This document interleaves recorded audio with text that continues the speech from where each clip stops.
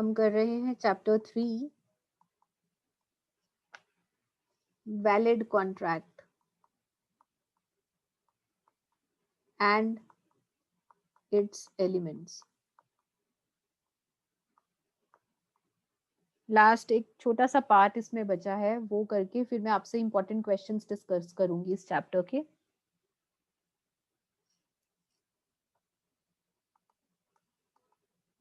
हमारा टॉपिक है अभी का void agreement and voidable contract में क्या डिफरेंस है। तो सबसे पहले तो आप इसकी डेफिनेशन लिखेंगे।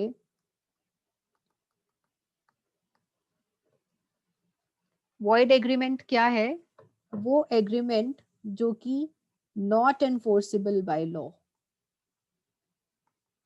जिसको आप एनफोर्स नहीं कर सकते, कानून द्वारा लागू नहीं किया जा सकता क्योंकि उसमें किसी ना किसी तरह का कोई डिफेक्ट है।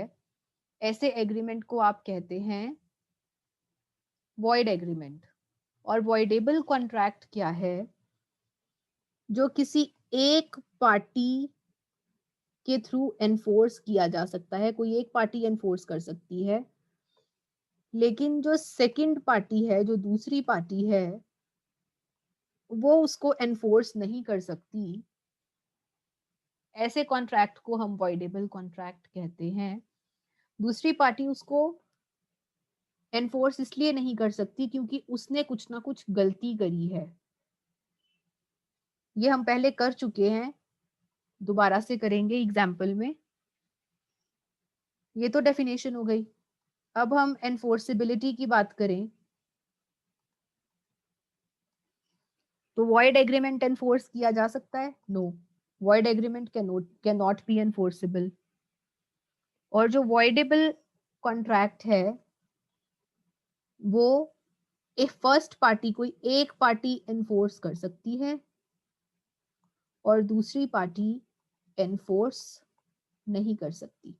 जब दूसरी पार्टी एनफोर्स कर देगी तो ऐसा कॉन्ट्रैक्ट वॉइड कॉन्ट्रैक्ट बन जाएगा। थर्ड में हम डिस्कस करते हैं एग्जाम्पल।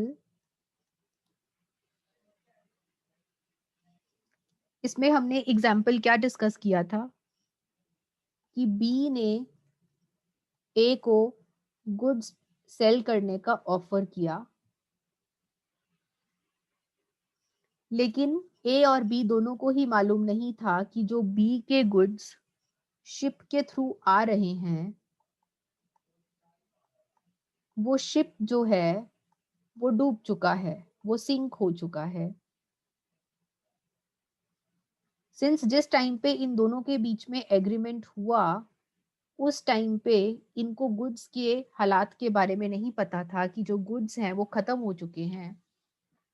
तो ये एग्रीमेंट स्टार्टिंग से ही वॉइड है। इसमें ना ए बी को कुछ कह सकता है और ना बी ए से कुछ डिमांड कर सकता है। ये एग्रीमेंट स्टार्टिंग से ही नल है, वॉइड है। इसमें दोनों पार्टीज एक दूसरे के ऊपर किसी भी तरह का डिमांड नहीं कर सकती। और वॉइडेबल कॉन्ट्रैक्ट में हमने डिस्कस किया था एक अजय और विजय का एग्जाम्पल, कि जो अजय है वो विजय को गन पॉइंट पे धमकी देकर ये कहता है कि अपनी प्रॉपर्टी मुझे ट्रांसफर कर दे तो मैं बदले में तुझे मार्केट प्राइस का आधा दाम दूंगा। और जो विजय है वो हाँ कर देता है डर के मारे। तो ऐसे में जो विजय है वो कॉन्ट्रैक्ट को एनफोर्स कर सकता है, लेकिन जो अजय है वो कॉन्ट्रैक्ट को एनफोर्स नहीं कर सकता। अगर विजय कॉन्ट्रैक्ट को एनफोर्स करे तो ये जो कॉन्ट्रैक्ट है ये वॉइड हो जाएगा।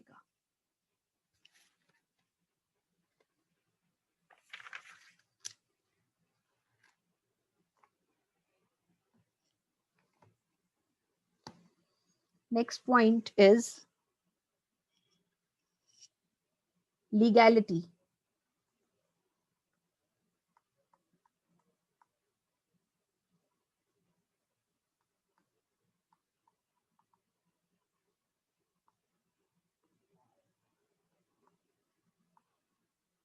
जो वॉइड एग्रीमेंट है वो स्टार्टिंग से ही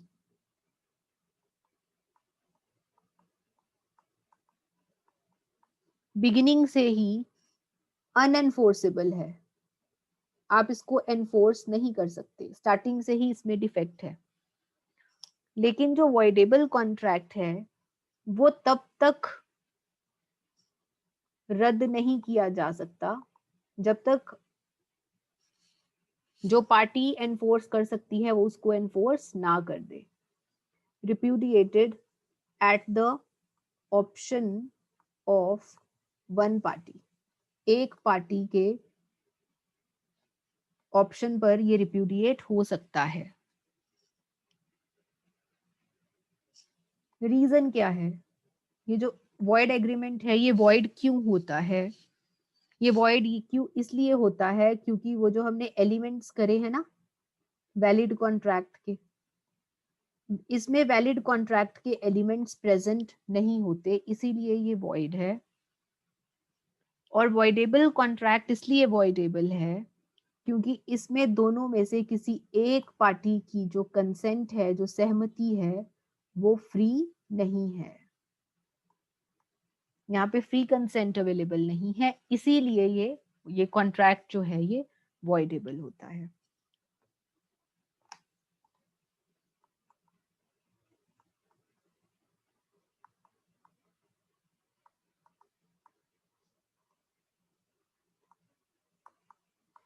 चैप्टर 3 के इंपॉर्टेंट क्वेश्चंस।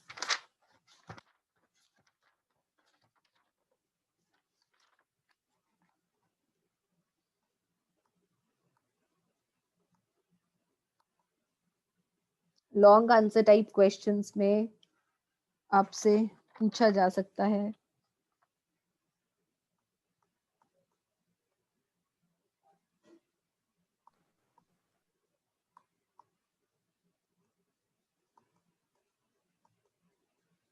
कि all contracts are agreements but all agreements are not contracts. Do you agree? क्या आप इस स्टेटमेंट से सहमत हैं? If yes, एक्सप्लेन कीजिए। इसमें आप सबसे पहले क्या लिखेंगे? आप एग्रीमेंट को डिफाइन करेंगे,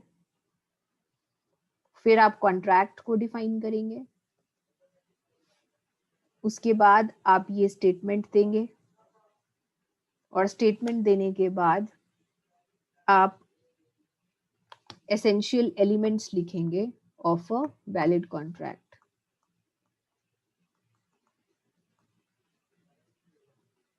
और लास्ट में आप कंक्लूजन लिखेंगे।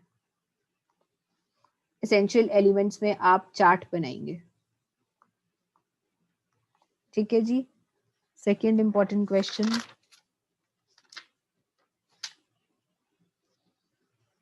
What are the various kinds of agreements? ये आप विद चार्ट एक्सप्लेन करेंगे।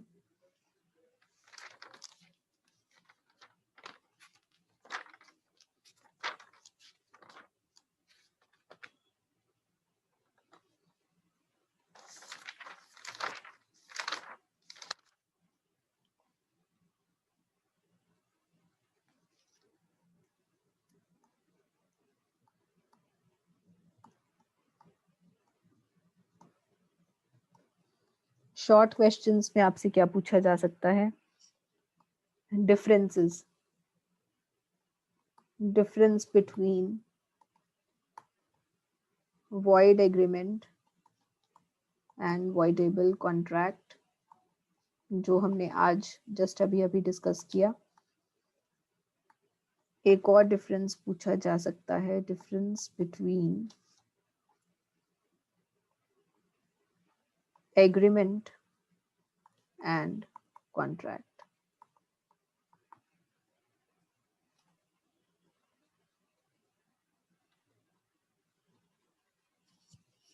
Okay ji.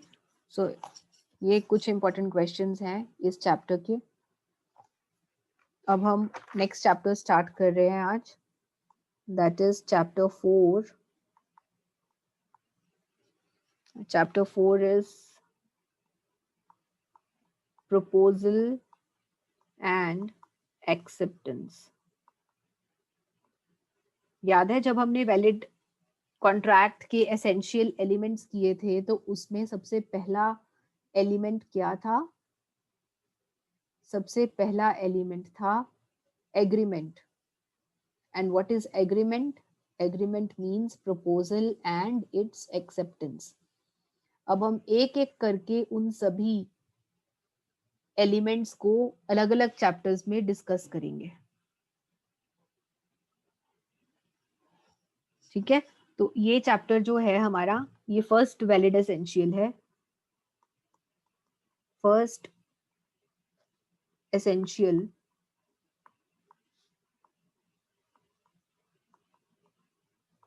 Of a valid contract. जब हमने वैलिड कॉन्ट्रैक्ट के एलिमेंट्स किए थे उसमें हमारा फर्स्ट एलिमेंट था agreement, that is proposal and acceptance. अब हम इसको डिटेल में पढ़ेंगे कि क्या होता है प्रपोजल एंड एक्सेप्टेंस.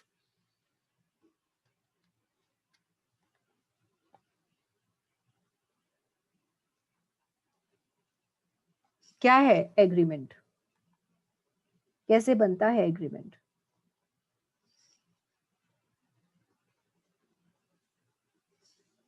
जब एक पार्टी, वन पार्टी दूसरी पार्टी को ऑफर करती है, ऑफर को आप प्रपोजल भी कहते हैं, और जो दूसरी पार्टी है वो फर्स्ट पार्टी के ऑफर को एक्सेप्ट कर ले, स्वीकार कर ले, तो बन जाता है एग्रीमेंट.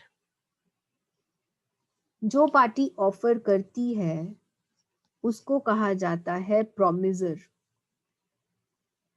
और जो दूसरी पार्टी एक्सेप्ट करती है उस पार्टी को कहा जाता है प्रोमिसी.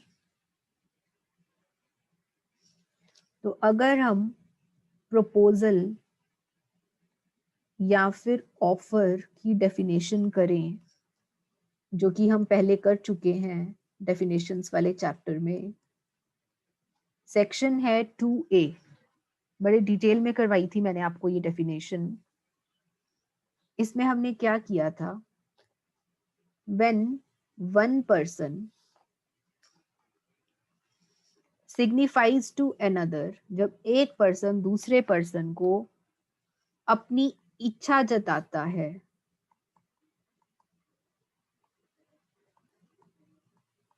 इच्छा जताता है, किस चीज की इच्छा?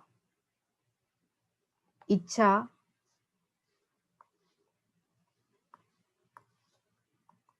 किस चीज की इच्छा? कुछ करने की या कुछ ना करने की. इंग्लिश वाले इंग्लिश टर्मिनोलॉजी देखें और हिंदी वाले हिंदी में समझ लीजिए, हिंदी में तो मैं बोल ही रही हूं. तो जब एक पार्टी दूसरी पार्टी को अपनी इच्छा जताती है कुछ करने के लिए या कुछ ना करने के लिए, एब्सटेन फ्रॉम डूइंग, और ऐसी इच्छा एक पार्टी दूसरी पार्टी को इसीलिए जताती है क्योंकि वो दूसरी पार्टी से उसका एसेंट लेना चाहती है. What is assent? मंजूरी. उसका एसेंट लेना चाहती है. तो ऐसे में कहा जाएगा कि ए पार्टी ने बी पार्टी को प्रपोज किया है. ऐसे में क्या कहा जाएगा कि ए पार्टी ने बी पार्टी को प्रपोज किया है. ऐसे में ए हो जाएगा प्रोमिसर एंड बी हो जाएगा प्रोमिसी. या फिर ए हो जाएगा ऑफरर क्योंकि इसने ऑफर रखा है, और ये हो जाएगा ऑफरी क्योंकि इसको ऑफर रखा गया है. एग्जाम्पल कर लेते हैं. देखिए लॉ में आपको एग्जाम्पल्स ही एग्जाम्पल्स लिखने हैं, डेफिनेशंस एंड एग्जाम्पल्स. जितने एग्जाम्पल्स लिखेंगे उतना अच्छा इम्पैक्ट पड़ेगा, that too with diagrams. Diagrams के साथ आप एग्जाम्पल्स लिखेंगे तो एक अच्छा इम्पैक्ट पड़ेगा। फॉर एग्जाम्पल, ए ने बी से कहा कि मैं तुझे अपनी वॉच सेल करना चाहता हूँ 150 रुपीज में। ऐसे में ए क्या कर रहा है, ए बी को ऑफर दे रहा है, और जो बी है, बी ने इसकी इस बात को मंजूरी दे दी, एक्सेप्टेंस दे दी। ऐसे में बी ने क्या किया, बी ने ऑफर को एक्सेप्ट कर लिया। सो यहां पर ए ऑफर कर रहा है और बी एक्सेप्टेंस दे रहा है। This is an example of promisor and promisee and proposal. लेकिन अभी हम एक्सेप्टेंस की बात नहीं करेंगे, अभी हम सिर्फ प्रपोजल की बात करेंगे। आज के सेशन में हम प्रपोजल की बात करेंगे, कल हम एक्सेप्टेंस की बात करेंगे। ठीक है, तो हम पहली चीज पर आते हैं, प्रपोजल पर। और प्रपोजल की डेफिनेशन हम जस्ट अभी कर चुके हैं कि प्रपोजल में क्या है, एक पार्टी दूसरी पार्टी को अपनी इच्छा प्रकट करती है कुछ करने या कुछ ना करने के लिए, और ये इच्छा प्रकट इसलिए की जाती है क्योंकि वो दूसरी पार्टी की मंजूरी चाहती है उस इच्छा को लेकर। This is known as proposal. अब प्रपोजल के एलिमेंट्स क्या हैं, किससे पता चलता है कि प्रपोजल है, क्या कुछ होना चाहिए एक प्रपोजल में या फिर एक ऑफर में, क्या सब होना चाहिए। सबसे पहले तो 2 पार्टीज होनी चाहिए, 2 पार्टीज का होना जरूरी है। क्या आप अपने आप को ऑफर कर सकते हैं, एक पार्टी अपने आप को ही ऑफर कर सकती है? नो। इसीलिए 2 पार्टीज का होना जरूरी है, जिसमें कि एक पार्टी दूसरी पार्टी को प्रपोज करेगी, अपनी विलिंगनेस दिखाएगी। तो 2 पार्टीज का होना जरूरी है। दूसरा, टू डू और एब्सटेन फ्रॉम डूइंग, कुछ करने की या कुछ ना करने की इच्छा प्रकट करनी है। अगर हम कुछ करने की इच्छा की बात करें तो कुछ करने में क्या आ जाएगा, वही एग्जाम्पल ले लेते हैं। ए ने बी से कहा कि मैं तुझे अपनी वॉच सेल करना चाहता हूँ 150 रुपीज में। तो इसने कुछ करने की इच्छा प्रकट करी है,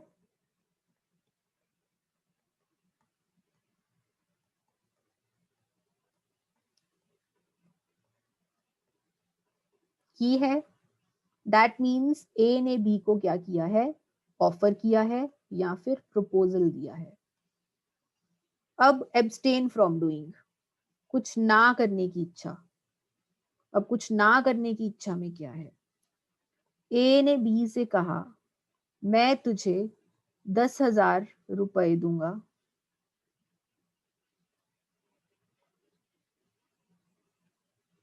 या फिर दूसरी तरह से करते हैं, बी ने ए से कहा कि 10,000 रुपए ले ले मुझसे, और मेरा जो सीक्रेट है, मेरा जो गुप्त राज है, वो किसी से मत कहना, किसी से ना कहना। या फिर बी ने बोला, अभी भी ये एग्जाम्पल ठीक नहीं सेट हुआ, ए ने बी से कहा कि मुझे अगर तुम 10,000 रुपए दे दोगे तो मैं तुम्हारा राज किसी को नहीं बताऊंगा। ए ने बी से कहा कि मैं तुम्हारा राज किसी को नहीं बताऊंगा अगर तुम मुझे बदले में 10,000 रुपए दे दो। ऐसे में ए कुछ ना करने की इच्छा प्रकट कर रहा है,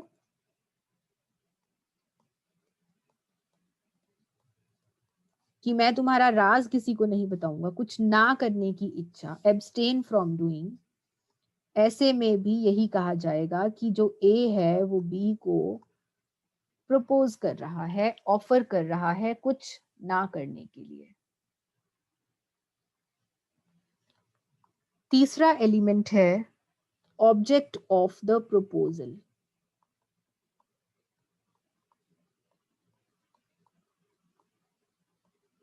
मकसद होना चाहिए कुछ, प्रपोजल का कुछ ना कुछ मकसद होना चाहिए। और प्रपोजल का मकसद क्या है? क्या मकसद है? दूसरी पार्टी का एक्सेप्टेंस, दूसरी पार्टी की मंजूरी, दूसरी पार्टी से अपनी बात को मंजूर करवाना ही ऑफर का मकसद है। इसीलिए ऑफर किया जाता है ताकि सामने वाला पर्सन आपके ऑफर को एक्सेप्टेंस दे दे। लेकिन ऑफर में और दो चीजों में फर्क है। एक, intention to make an offer, and second, invitation to make an offer. Proposal में और इंटेंशन और इनविटेशन में फर्क है। What is intention? इरादा। एग्जाम्पल से करते हैं तो ज्यादा समझ में आएगा। पहले हम इसकी बात करेंगे, फिर इसकी बात करेंगे। नेक्स्ट पेज पे चलते हैं। Intention to make an offer. Offer किया नहीं है, ऑफर करने का इरादा है। ऑफर किया नहीं है, ऑफर करने का इरादा है। ए ने एक एडवर्टाइजमेंट दी, एक एड दी उसने अपनी गुड्स की नीलामी के लिए, कि मैं अपने गुड्स को नीलाम कर रहा हूं, ऑक्शन करूंगा। और ये नीलामी कहां पर होगी? लंदन से दूर, लंदन से कहीं दूर ये नीलामी होगी।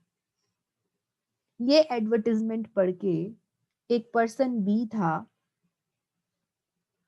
वो उस जगह पर पहुंच गया। कौन सी जगह पे? वो जगह जो लंदन से दूर थी। अपना पैसा और टाइम खराब करके वो वहां पे पहुंच गया।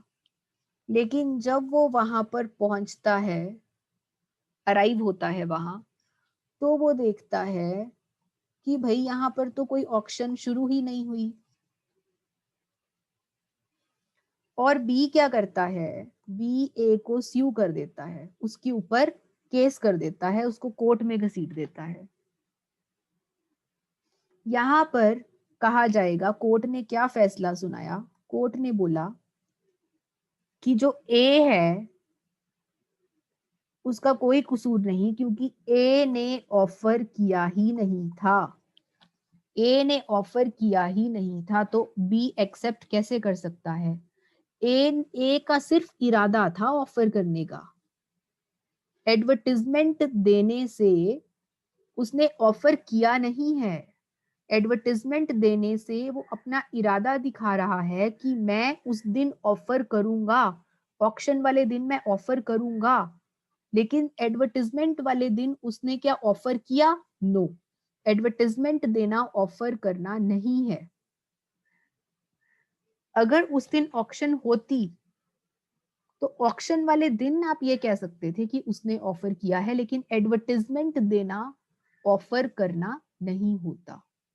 एडवर्टाइजमेंट देना सिर्फ ऑफर करने का इरादा है, ना कि ऑफर है। ये पहला कंसेप्ट है। दूसरा is invitation to make an offer. आमंत्रण देना। जैसे कि आप शोरूम्स देखते हो, शोरूम्स में बाहर गुड्स डिस्प्ले हो रखी होती हैं और उनके ऊपर प्राइस टैग्स लगे होते हैं, उन्होंने गुड्स डिस्प्ले कर रखी होती हैं। या फिर ये जो बड़ी बड़ी कंपनीज हैं, ये टीवी में, न्यूज़पेपर्स में एडवर्टाइजमेंट्स देती रहती हैं अपने कस्टमर्स को एडवर्टाइजमेंट्स देती रहती है। तो क्या ये ऑफर है? No, this is not offer. ये ऑफर नहीं है। ये जो कंपनीज हैं या शोरूम्स हैं, ये आपको कह रहे हैं, ये अपने कस्टमर को कह रहे हैं कि आओ और हमें ऑफर करो। तो ये जो कस्टमर है, ये शोरूम में या फिर कंपनी का प्रोडक्ट खरीदने जाएगा। जब ये एक प्रोडक्ट खरीदने जाएगा तो ये कस्टमर ऑफर करेगा, ना कि शोरूम या फिर कंपनी ऑफर कर रही है। जो कंपनी है या शोरूम है, ये सिर्फ अपने कस्टमर को आमंत्रण दे रहा है कि आओ और आकर हमें ऑफर करो, कि आप गुड्स खरीदना चाहते हो, आप हमें आकर ऑफर करो कि आप हमसे गुड्स खरीदना चाहते हो। तो ऐसे में ये जो शोरूम है या कंपनी है, ये अपने गुड्स डिस्प्ले करके, एडवर्टाइजमेंट करके, ये आपको ऑफर नहीं दे रही, उल्टा आपको आमंत्रण दे रही है कि आओ और आके हमें ऑफर करो। तो यहाँ पर जो कस्टमर है वो ऑफर करेगा, और जो कंपनी है या फिर शोरूम है वो आपका ऑफर एक्सेप्ट करेगा। लेकिन यहाँ पर this is not offer, this is invitation to offer. This is the difference between intention to make an offer, invitation to make an offer and offer. Offer में और इन दो चीजों में ये फर्क है। So this is the concept of proposal। और proposal में सबसे पहले आप स्टार्ट करेंगे एग्रीमेंट से, कि एग्रीमेंट में दो पार्टीज हैं जिसमें एक पार्टी ऑफर करती है, दूसरी एक्सेप्ट करती है। और प्रपोजल क्या है? जिसमें जो एक पार्टी है, एक पार्टी वो दूसरी पार्टी को अपनी इच्छा जाहिर करती है कुछ करने के लिए या कुछ ना करने के लिए, और ऐसा करने के पीछे उसका मकसद क्या है कि वो दूसरी पार्टी से उसकी मंजूरी प्राप्त कर सके। ये डेफिनेशन है अंडर सेक्शन 2A। प्रपोजल के एलिमेंट्स हैं 3। दो पार्टीज होनी चाहिए, क्योंकि एक पार्टी अपने आप को प्रपोज नहीं कर सकती, दो पार्टीज का होना अनिवार्य है। कुछ करने या कुछ ना करने की इच्छा, ये होना चाहिए ऑफर में। कुछ करने की इच्छा में हमने ये एग्जाम्पल लिया था कि ए बी को वॉच ऑफर कर रहा है 150 रुपीज में, और कुछ ना करने में हमने एग्जाम्पल लिया था कि ए बी से कहता है कि मैं तेरा सीक्रेट किसी को नहीं बताऊंगा अगर तू मुझे 10,000 रुपए दे दे। दिस इज कुछ ना करने की इच्छा जाहिर करना। तो कुछ करने की या कुछ ना करने की इच्छा होनी चाहिए जब आप ऑफर कर रहे हैं। एंड थर्ड थिंग इज कि जो ऑब्जेक्ट है, जो मकसद है प्रपोजल का, वो होना चाहिए कुछ ना कुछ। और प्रपोजल का मकसद क्या है? सामने वाले की मंजूरी पाना।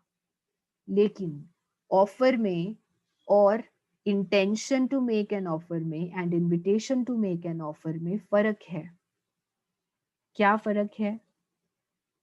Intention to make an offer का मतलब है कि मैं ऑफर करना चाहता हूं, इरादा है मेरा, आने वाले टाइम में मैं ऑफर करूंगा, लेकिन मैं आज के दिन ऑफर नहीं कर रहा।